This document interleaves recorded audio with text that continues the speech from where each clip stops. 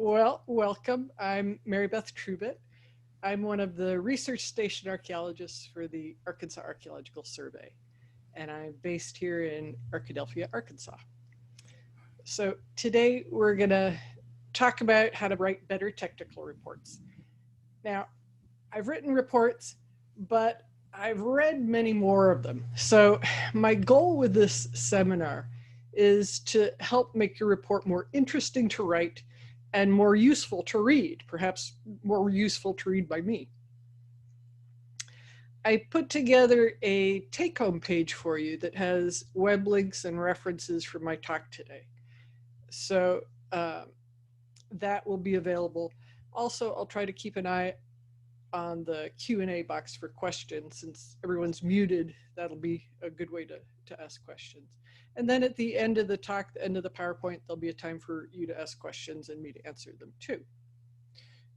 I also included my contact information at the end of the PowerPoint, so you can contact me with questions later on as well. All right. So you've done the field work, you've done the artifact analysis. Now it's time to sit down and write the technical report. You may feel a little overwhelmed by all the information that you've gathered. How do you sort through all the detail? How much detail do you need to include? What's the most important information that you want to convey? Just as you need a plan for the archaeological investigations, you need a plan for summarizing the results.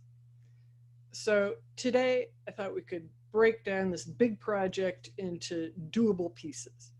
We'll look at some strategies and resources that'll help you organize and write that technical report, especially for cultural resource management. So first, we're going to look at why you're writing it and for whom. Next, we're going to look at a typical report outline. And finally, I'll give you some do's and don'ts, mainly from my perspective as someone who may be reading your report.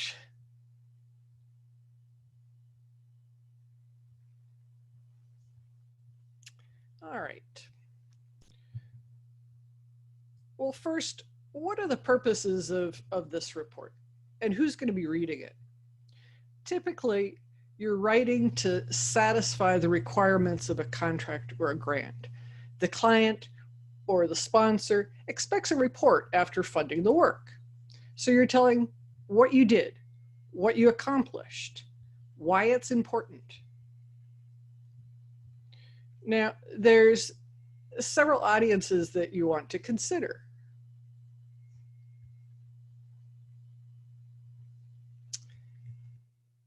First, clients need to make decisions about whether they have to do further archaeological work or avoid significant sites.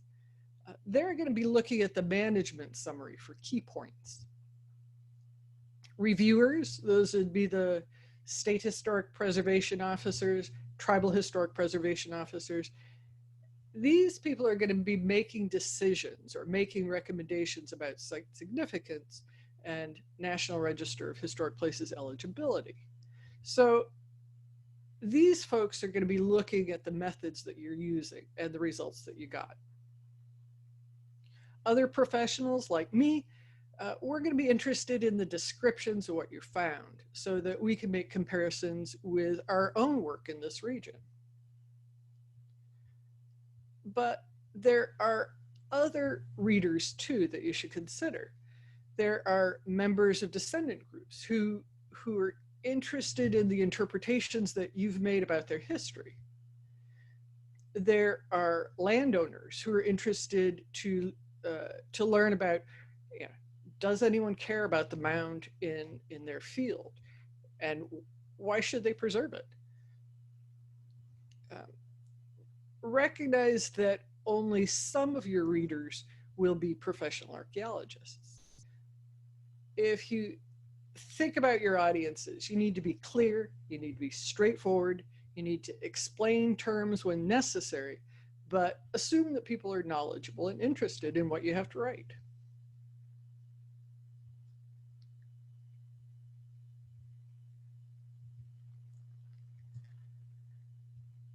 So in 1983, the National Park Service developed and published the Secretary of the Interior's Standards and Guidelines for Archaeology and Historic Preservation.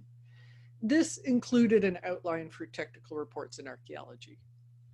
Since then, states and even some counties have published standards and guidelines for fieldwork, for reporting, and for curation as well. These typically include sample report outlines with sections for background, methods, results, and recommendations. Why are these important? Again, your readers will be looking for specific kinds of information. They're expecting specific kinds of information on which to base their decisions. Were there enough shovel tests dug to find subsurface indications of archaeological sites? What artifacts did you find that showed the site was 6,000 years old? What factors did you use to base your determination of eligibility? Are we going to have to move the right-of-way to avoid significant sites? So your readers are going to be expecting certain kinds of information. You want to have answers to their questions in your report.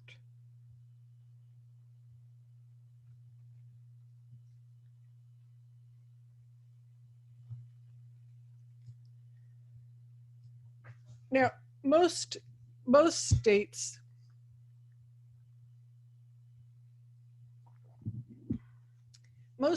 have published standards and guidelines for archaeological report writing, as well as for the fieldwork and curation parts of the process. So take a look at the ones for the states that you're working in. As you can see from this excerpt from the West Virginia Department of Arts, Culture, and History, the guidelines can be quite detailed in terms of how the SHPO expects fieldwork to be done and how reviewers expect technical reports to be organized and formatted. You don't need to reinvent the wheel. The blueprint is already laid out there for you, and oftentimes very specifically. Familiarize yourself with the SHPOs and the TIPOs in the state that you're working in, as well as who's responsible for Section 106 review. The process is similar in states across the country, but it's helpful to know what the reviewers are looking for in your report. Some people are sticklers for having the right form, having the references in the right format. Others want to see that you're including information about why you ended your shovel test at a particular depth. So you know, there are people reading your report, and you have to take this into consideration too. Make sure you're familiar with the jargon.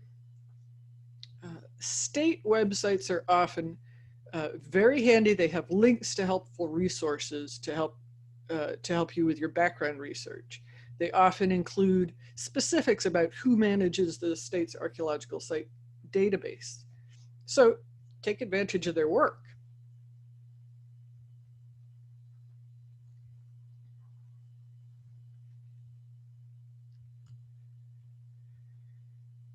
So here's an outline of a typical report. And again, this is set out in those NPS standards. So what's usually in each of these sections?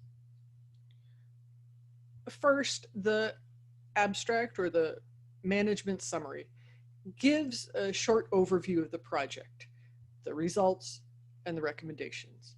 When you're writing, remember that this section is often read by people who are not professional archaeologists. So what did you find, and what do you recommend that they do about it?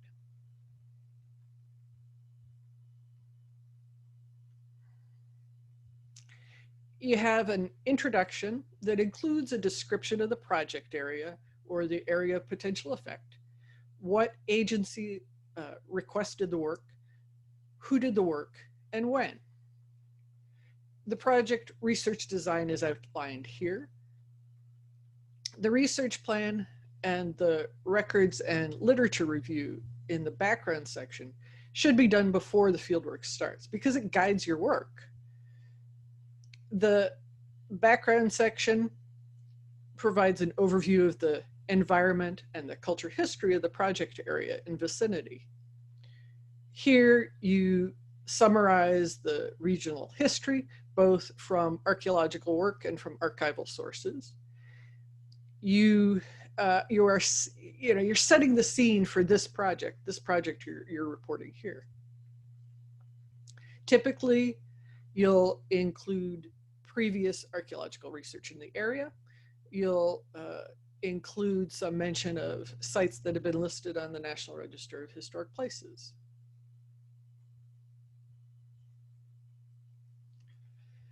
Then you describe the field and lab methods that you use during the project, including geophysical surveying, archaeological surveying, excavation, and then you present the results of your field work and the lab analyses. This section is the real meat of the report. This section is where you include your maps, talk about survey coverage, talk about sampling procedures. You have, you have descriptions of newly recorded sites that you've discovered. You include excavation profiles, photographs, feature descriptions. You might talk about constraints on the fieldwork, as well as talk about your artifact classification schemes and have descriptions of the artifacts. There will be results of radiocarbon dating and other specialized analyses in here too. Somewhere in here, you know where the notes and collections will be curated.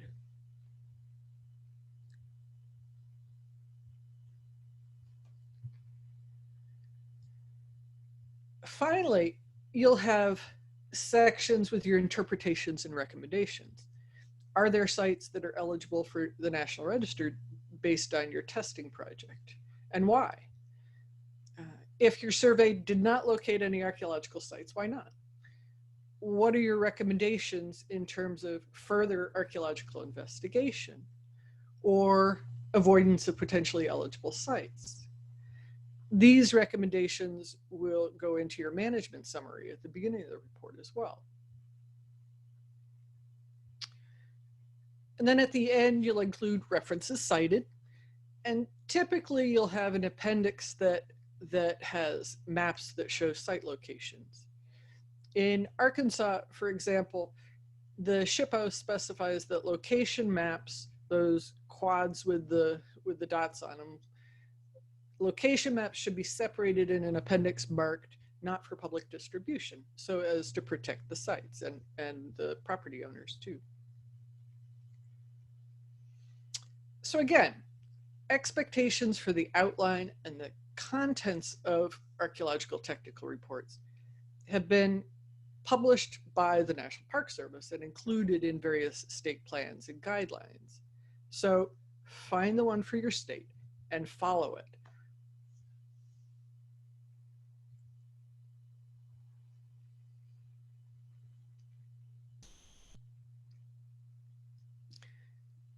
There are many resources out there to help you with your background research. And again, this is typically done before you go out in the field, but these resources are also important for report writing. In terms of local environment, for example, state geological agencies typically publish geological maps and other detailed resources. I work here in Arkansas.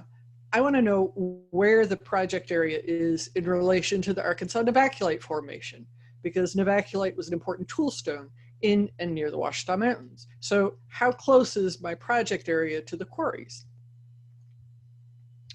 LiDAR data can be downloaded from the US Geological Survey and used to create detailed views of topography. More and more, we're looking to see what's there before going into the field. This spring, I was getting photographs and even a video tour by email from a landowner. And I was able to get the LiDAR, look at the LiDAR to see the earthworks that he was talking about. I could practically get the information to record the site without even setting foot on it.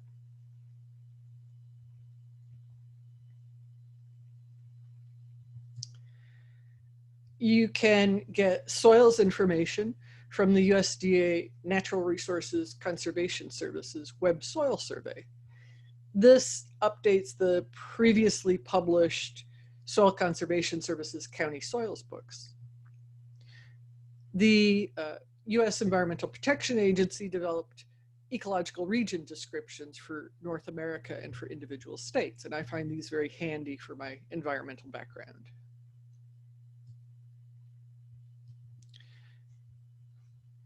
What other archaeological sites and historic properties have been recorded in and near the project area? States maintain the archaeological site file databases, and access and search procedures vary state by state. As you know, the site forms themselves differ state by state. Some states have multiple page forms, other states have 2 sides of a 5x7 card. So there's a lot of variation here. But the states maintain these databases. Many states also have databases of reports and publications. So there are digital versions of old reports that are accessible for download.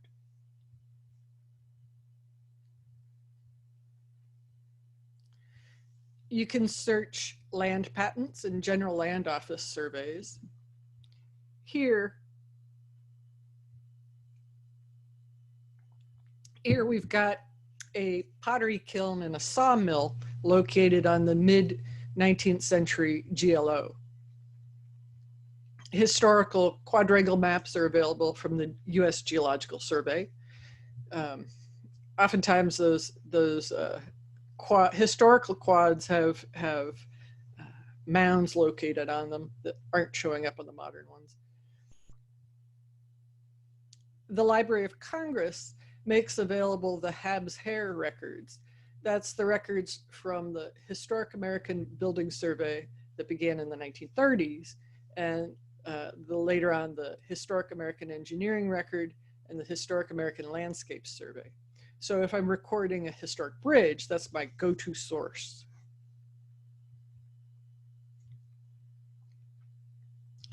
The National Park Service maintains the National Register of the Historic Places, and individual states often have web-based searchable databases with listings for both national and state level properties. So access is restricted to archaeological site file databases to protect sites, to protect site locations. But many of these other historical records are readily available via the internet. These are resources that you examined before going into the field, but they also inform the background research section of your report.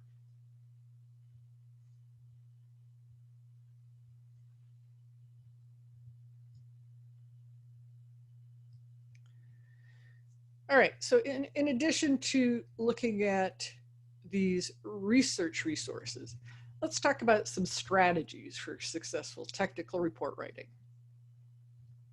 First, develop the project research design or research plan early.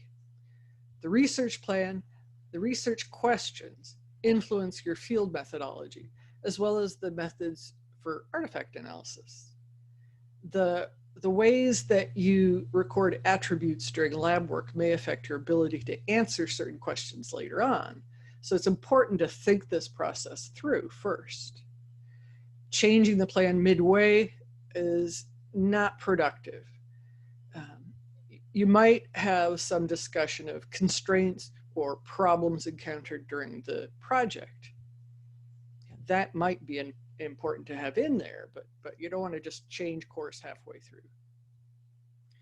In some cases, you're going to be asked to write a research design and a scope of work or a proposed plan for testing as part of phase 2 evaluation or conducting, or as part of phase 3 data recovery before you conduct excavations. Not only does you and your firm have to calculate budgets based on the extent of the work you have planned, but the lead agency will want to see a comprehensive plan and how likely it is that your team will be able to carry it out. So what's been done before in the area in terms of research? What are the key questions discussed in the literature? You want to pay attention not only to previous CRM reports, but also to journal articles reporting current research. Be up on the current trends.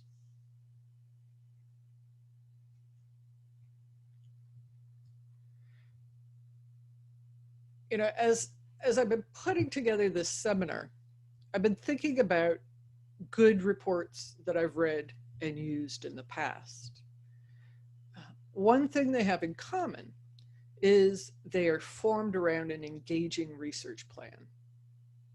So here's an example. This is Novaculite acquisition and use at 3MN 2075, an early middle archaic site, Montgomery County, Arkansas. This one's by Roger Coleman, U.S. Forest Service, Ouachita National Forest. Coleman tested a site on the Ouachita National Forest and recovered only 288 artifacts, 98% of which were in the form of lithic chipping debris.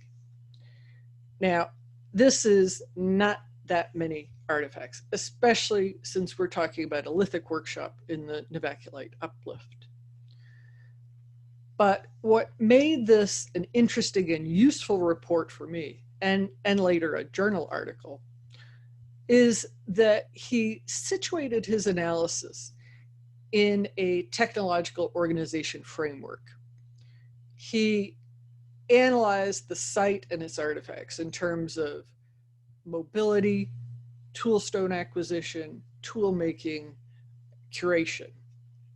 He compared the results of this site to another one located outside the Novaculite source zone. And he concluded that people at both sites were using a curated technology. They were relying on bifacial cores and tools, despite differences in the local availability of toolstone. Now, in the end, Coleman didn't consider Site 3MN 2075 to be eligible for National Register nomination, but he certainly got a lot of information out of the testing project there.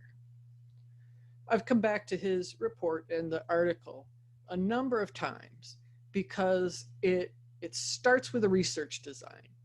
It lays out what to expect based on 2 alternative models. It offers a clear description of the excavations and the artifacts, and it structures the discussion in a way that invites further comparisons. So start with a research plan. This guides your fieldwork and your analysis, but it also guides your report. It makes for a more interesting and more useful report for people who are going to read it.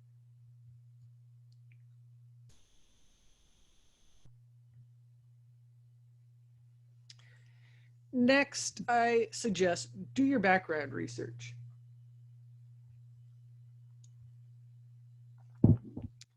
Typically, you're going to look at what archaeological work has been done before and what has or has not been found at the site or in the area.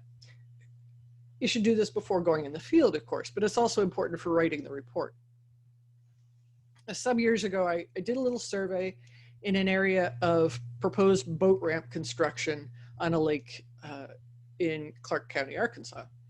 In preparation for the work, I pulled out the artifacts that we have curated here from a nearby site. And I noticed that there were several notched pebble net weights or net sinkers in our collections. These are simple artifacts. They were used to weigh down fishing nets. They're Middle Archaic period diagnostics in this area.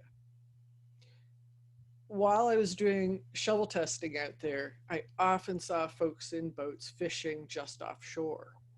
And I thought it was remarkable that this place had been a good fishing spot for 8,000 years. You know, this little detail made the project come alive for me. It created a link between the past and the present. It made it an interesting project. For me, it made it more fun to write the report. And hopefully, I think, made it for a more stimulating report for the reader, too. I think doing background research is especially important if you're working in a new area. I find that here in Arkansas, more and more CRM companies are based outside of the state, but doing work here in the state. So you want to know, for example, is there local archaeological evidence for domesticated plant use, and when does that occur? You may end up finding charred seeds on your project that push that date back, that earliest domestication date back further in time. And that gives your project and your report even more significance. So you have to do that background research. Next, I suggest that you examine maps and excavation plans and profiles. Take the opportunity to familiarize yourself with the spatial layouts. I always start with maps and profiles. I think spatially. I want to look at it spatially. How many units were excavated? Where were they placed? What's the stratigraphy look like? What's the sequence of constructions at the site? I find, for me, drawing or digitizing excavation profiles is an important way to understand and then be able to describe the site's stratigraphy.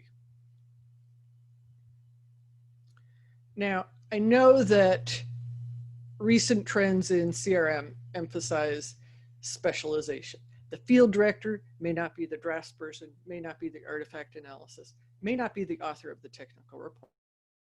But I find examining maps and profiles is key to understanding the site layout, key to understanding the stratigraphy.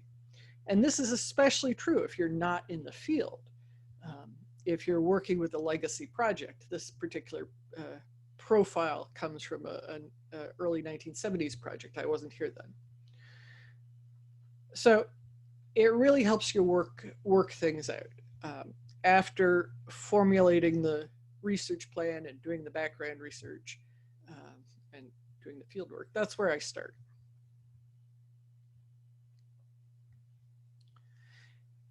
It's also a reminder of how important accurate and complete field records are to the final product. Once you try to assemble field drawings into illustrations for your report, you really get an appreciation for accurate field drawings. You appreciate it when the soil descriptions and the profile drawings match up at corners or match up on either side of the bulk.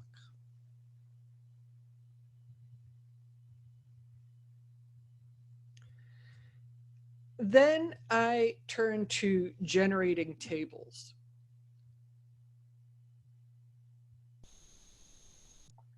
My next strategy is to organize excavated materials into analysis units.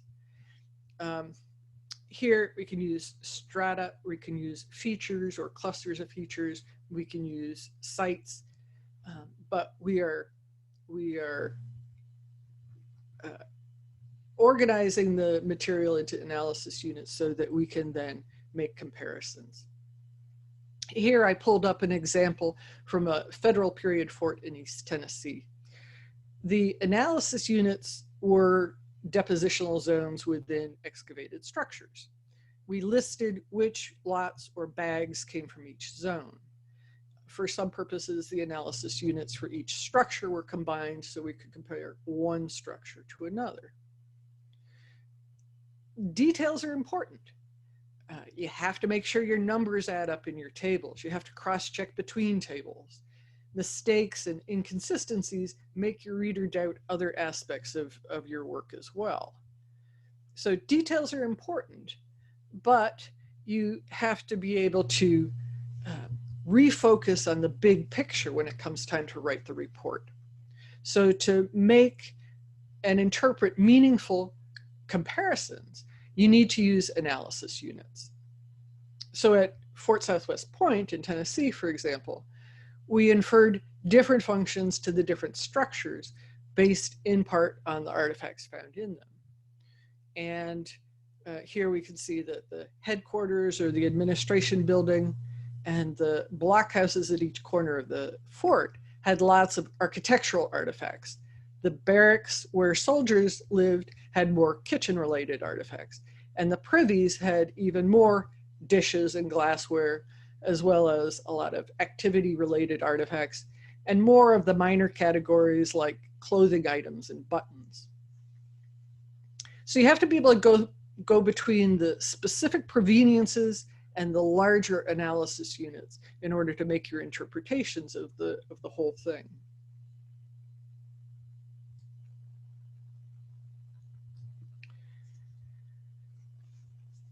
Another suggestion that I have is to keep the future illustrations in mind when you're photographing in the field or when you're illustrating sets of representative artifacts from survey or excavation. Remember that field photographs are what you have to show people after it's all done. It's worthwhile to take the time to clean up and declutter the frame, think about lighting and shadows, set up your shots.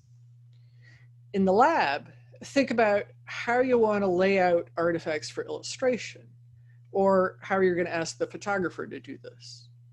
Are you going to group artifacts by provenience? Are you going to group artifacts by type? How are you going to do this? Think about the caption that you'll be writing and what you're describing that you'll need to show in a figure. Again, adequate documentation in the field and in the lab, using signboards, using photo logs, will make report preparation more efficient later on. You may not want to, you may not be able to go back to the artifacts. Earlier this year, when I was writing at my home office, and I really appreciated having complete photo logs on the server so that I could write the captions for the illustrations. I didn't have access to the lab at the time. This particular publication began as a report by Drew Buckner, Pan American Consultants.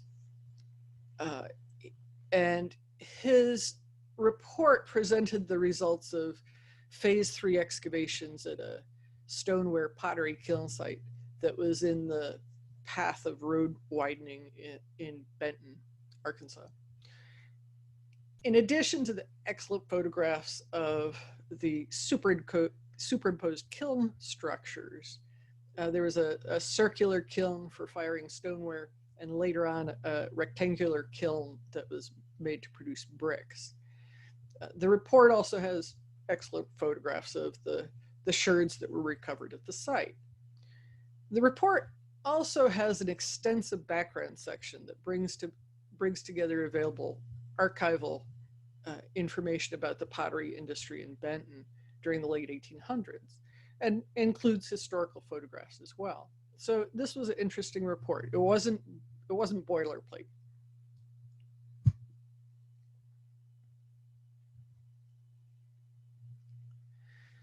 Finally, you want to bring it all together in the conclusion section of your report.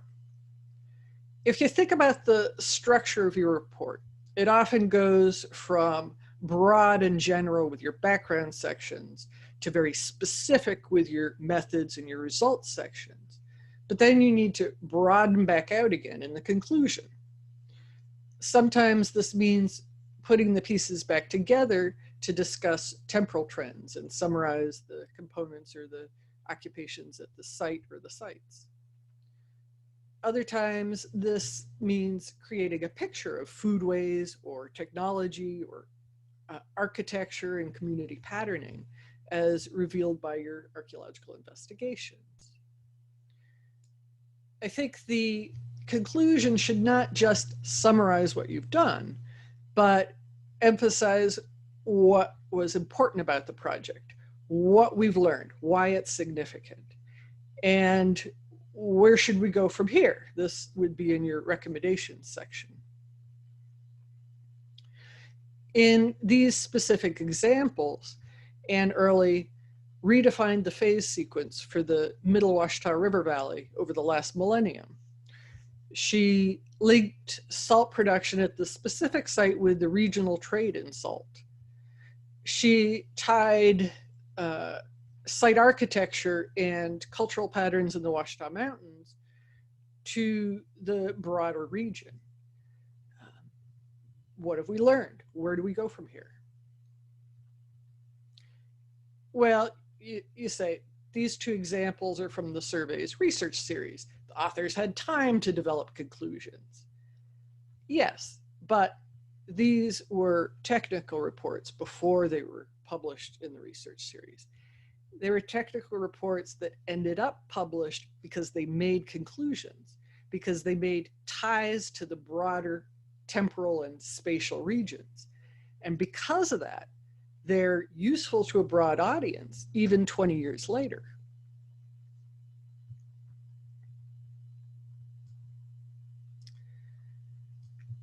A reviewer made a comment on my report manuscript recently that I needed to pay attention to the final paragraph, because this is the last word on the topic. This is my last chance to engage the reader.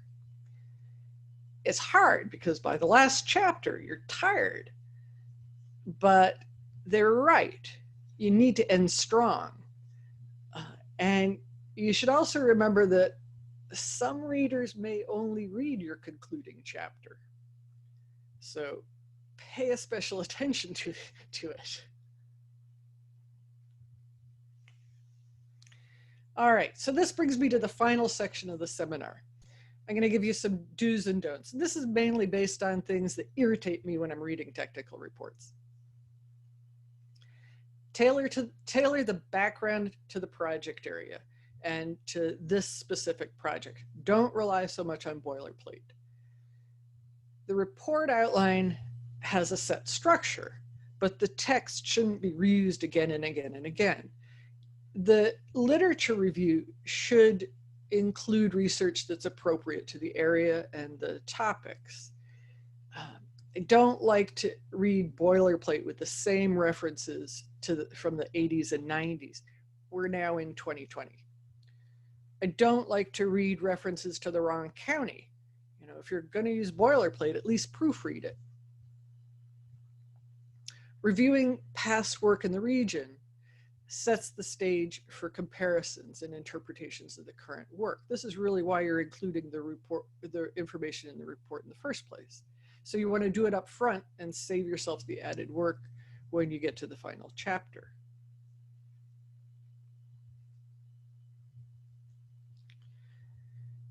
You should define your technical terms and don't rely too heavily on jargon. You can explain complex ideas using straightforward language, using straightforward sentence structure.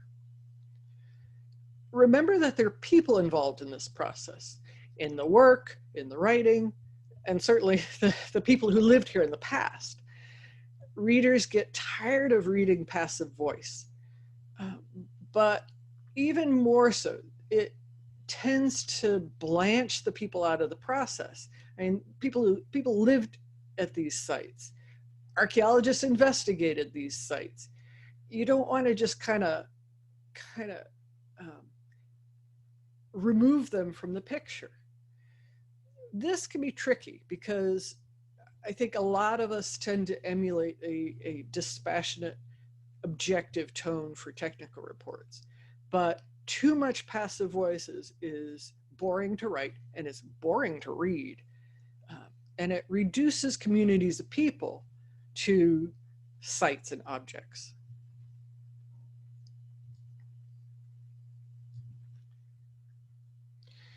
Describe and illustrate archaeological sites and the methods that you use, but don't put specific site locations and detailed location maps in the body of the report. Often site forms and location maps are included, are separated out and put into an appendix that has a restricted distribution. I mentioned before, this is a requirement in Arkansas. Also, think about it. If your report is later made accessible online, you won't have to go through and black out certain figures if your detailed locational maps are already separated out. I think, it's a little ironic that as we get better technology for generating detailed maps, for making our reports accessible to wider audiences, we have to think harder about what not to illustrate and share. Lately, I've included detailed LiDAR maps in the site form. I put them into the site form rather than publishing them in an article to keep from oversharing the site location and risk trespassers and looters coming to the site. You may also need to pay attention to avoid photographing or illustrating human remains or mortuary objects. So not everything has to be shared with everyone.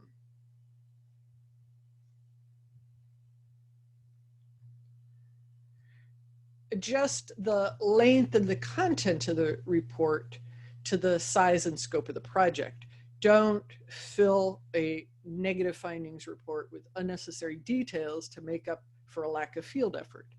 I've read many reports that are all set up and no delivery.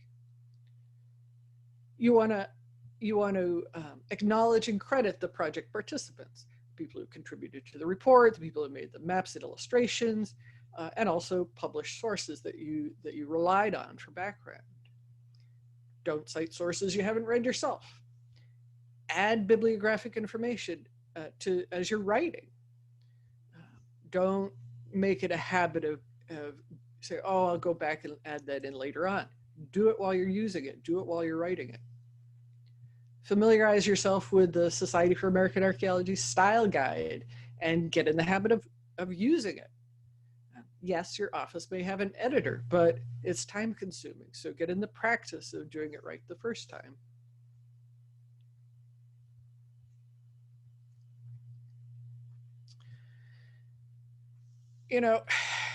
I agree that writing is hard. Sometimes it's hard to get the words to flow.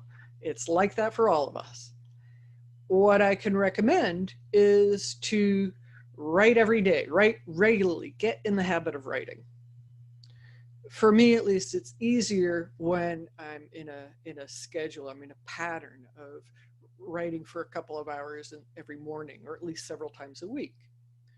Writing's a matter of practice, so get in the habit of it. I read Mitch Allen and Rosemary Joyce's chapter on communicating archaeology, and I like their recommendation. I'm quoting from them. I quote, "Have fun writing, and your readers will have fun reading what you wrote. But whatever you do, write. The more you do, the easier it gets." End quote. They're right. Finally, I'm going to make the suggestion that you read other archaeological reports. I put some readily accessible series on the handout for you. And I also suggest that you read outside the field of archaeology too. Read widely. Some archaeological writing is stodgy or dry, so it's helpful to have good writers that you're reading, so you have good role models for writing that's interesting and engaging. and keep at it. You know, archaeology has many different aspects. You can write for part of the day, you can work on maps or artifacts part of the day, and before you know it, you'll be able to get that report done. Then you have to have someone else read it and give you feedback. You have to remember that writing is communication. So you need to learn whether your report is communicating what you intended it to communicate. Is it communicating what you intended to say to your audience? So get comments and feedback from others, incorporate those as you make your revisions for your final version of your report. It's a process, it's a process. And keep at it, you can do it.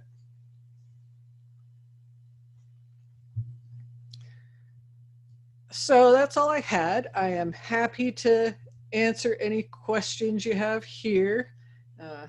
This is clearly a before times photograph here, but I also put my business card so you have my contact information. And I'm happy to answer any questions you have. If you want to type questions into the Q&A or into the chat.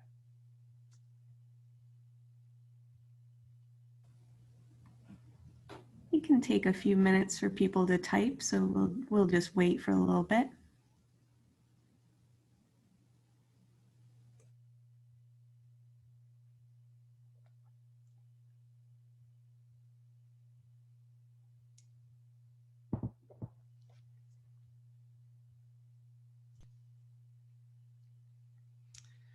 All right, so we have a question. How should one handle gray literature in archaeological reports? You know, I hear a lot about gray literature. Well, you know,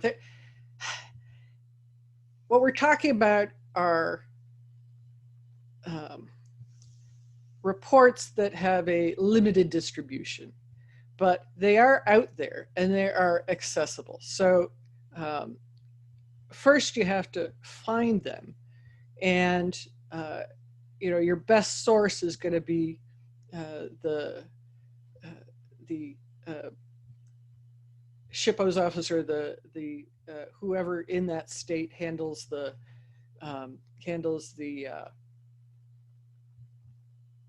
archaeological site file database. Oftentimes that same agency is going to have that database of archaeological reports.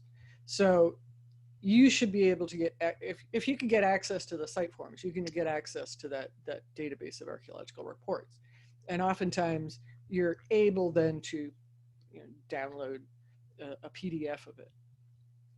You know, how do you include it? Like anything else, like anything published. How do you cite it? Take a look at the SAA Style Guide, 2018 version of the Style Guide. You know, typically you'll include information about where you can access. So what office did you get it from? And that's where it's on file. But you know, there's so much accessible, and things are accessible. You just have to figure out who in the state holds that database. Question: where do I find your handout? That one I'll turn over to Beth. Where do you find the handout?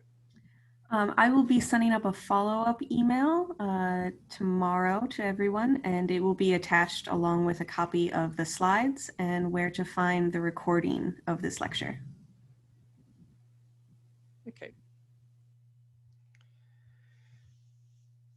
Oh, let me see. Have you identified a target amount of time, say 250 word, how much time to spend on a standard page? That's tough. You know, you have to be able to spend some time writing. You know, I don't tend to worry so much about, you know, initially I want to get some words down on the page because it's a lot easier to edit once something's down there than to come up with it in the first place. So get words on the page and then worry about messing around with them. You know, I find I don't set a certain amount of time for writing, but I find that writing is easier when I'm writing regularly. And lately, I just got through a 3-year stint as journal editor, and let me tell you, editing, editing other people's writing. Now that I have time to write, it's even easier. Because I was like, yeah, I'm familiar with that essay style guide now. So I don't tend to try to set deadlines and uh, page page expectations for myself. I just try to make it a practice of setting time to write, and you know allowing myself the time and space to write. All right, next question.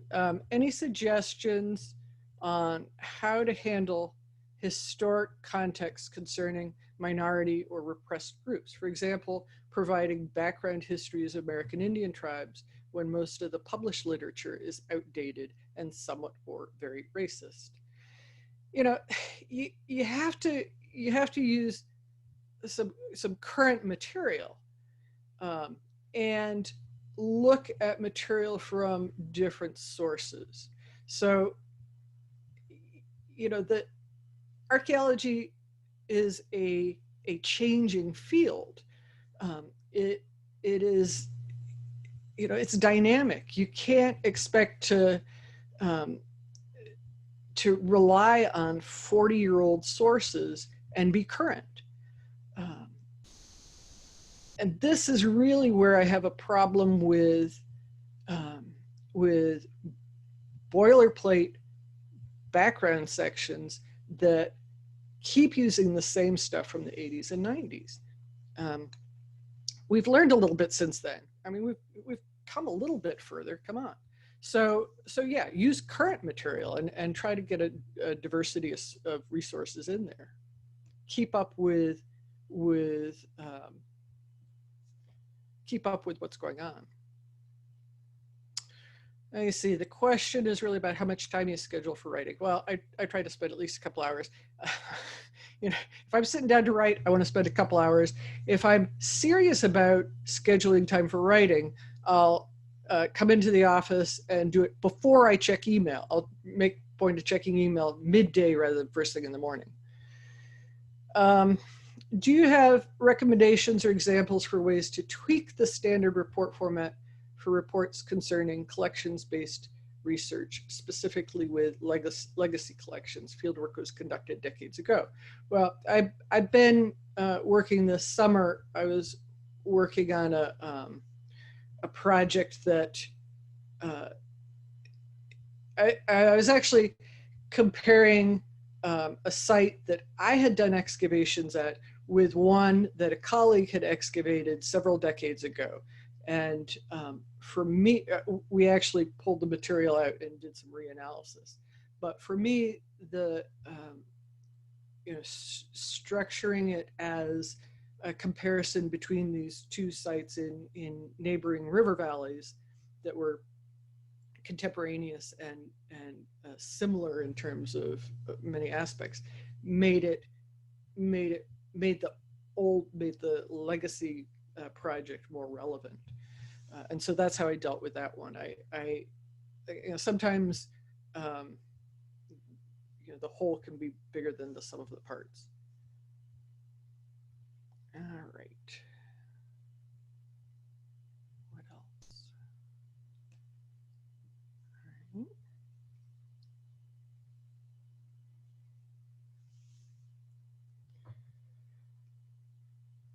All right.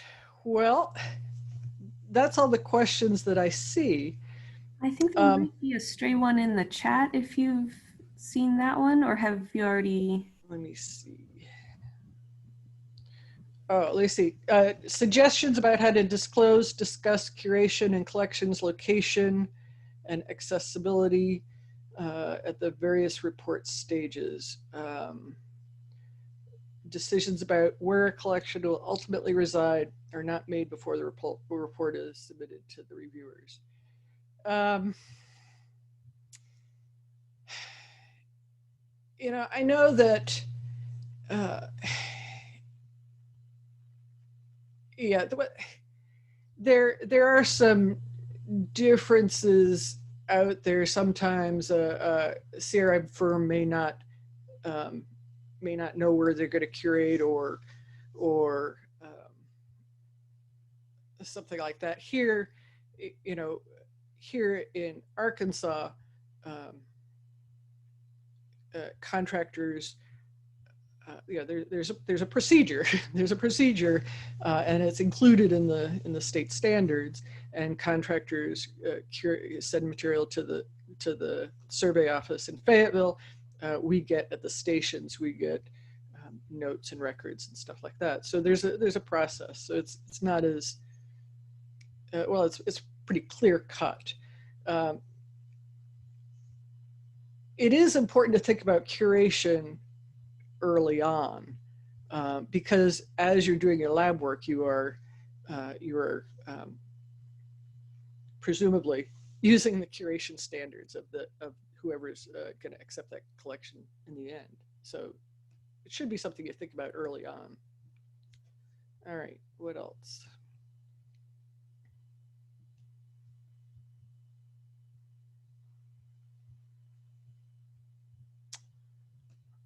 All right. I think that's all the questions.